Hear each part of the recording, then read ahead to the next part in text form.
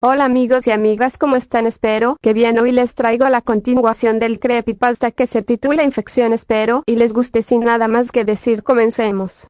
Han pasado ya 3 años de aquella pesadilla, todavía no me puedo sacar de la cabeza, pero aún tengo miedo de que aquellos infectados vuelvan, pero todo eso cambiaría un día. Mientras me encontraba estudiando, recibí una llamada de Luis diciéndome que habían encontrado algo en el bosque. Me dijeron que vendrían por mí para que yo vaya a verlo. Yo, de curiosa, quise ver qué era sin imaginarme lo peor de mi vida. Tardan como 5 horas en llegar a la casa. Cuando les pregunté que qué era lo que me querían enseñar, Alberto me dijo: tú lo verás. Yo, un poco curiosa y con mucho nervio, hacerte ir. Tardamos con aproximadamente 5 horas en llegar al lugar, ya que estaba muy retirado de la ciudad. Al llegar, lo primero que vi fue unas montañas, pero del otro lado veía que solo había oscuridad. Al ver eso me dio un escalofrío, me asusté un poco, pero Mario dijo que quería ir a ver qué había del otro lado. Yo no quería ir, pero después de que Jesús, Roberta, Sofía, Esmeralda, Ashley y Ashlyn querían ver también qué había del otro lado, yo no quería ir, pero tampoco me quería quedar sola, así que decidí ir con ellos. Así que dije que sí. Comenzaron a sacar las cuerdas, nos aseguraron bien y comenzamos a escalar. Cuando llegamos a la cima saltamos, pero antes de saltar encendimos nuestras linternas, ya que del otro lado solo había oscuridad. Comenzamos a bajar lentamente. Cuando llegamos del otro lado, lo único que veíamos era árboles, pasto y un caminito de tierra. Esto me da muchos escalofríos, pero había que ver qué había de este lado. Comenzamos a caminar por el camino de tierra, pero sentía que nos vigilaban. En eso Esmeralda me dice que si esto era lo correcto. Yo le dije que no sabía. Pasamos como 20 minutos caminando sobre el camino de tierra en la oscuridad, cual en una encrucijada. Nos detuvimos. En eso Ashley dice: no puede ser. En eso Sofía le pregunta qué pasa. Ashley con su dedo señaló detrás de nosotros. Cuando volteamos a ver qué era, vimos que era una persona. Cuando Mario le preguntó quién era y lo alumbró, nos quedamos congelados al ver la apariencia de esta persona, ya que esta tenía unos colmillos que se veían muy afilados. Sus uñas eran caras y por supuesto estaba toda manchada de sangre. En eso comenzamos a escuchar pasos a los lados. Cuando, alumbrados con las linternas, vimos más de esas cosas que se estaban acercando hacia nosotros. En eso escuchamos ruido en los árboles. Cuando alumbrado los árboles también estaban arriba, sonriendo muy macabramente. Entonces, sin pensarlo 2 veces, comenzamos a correr, pero esas cosas venían detrás de nosotros. En eso vimos otra encrucijada y por accidente nos separamos. Yo me fui por el camino izquierdo y los demás por el camino derecho. En eso veo una cueva que he estado del final. Me puse debajo de ella y apagué la linterna y me quedé callada. En eso llegaron esas cosas, pero no se daban cuenta de mi presencia. Al no verme se separaron y se fueron del lugar. Al ver que se iba a salir de la cueva con cuidado, encendí la linterna y comencé a buscar a mis amigos. Comencé a caminar sin saber a dónde iba y pasaron alrededor de 5 horas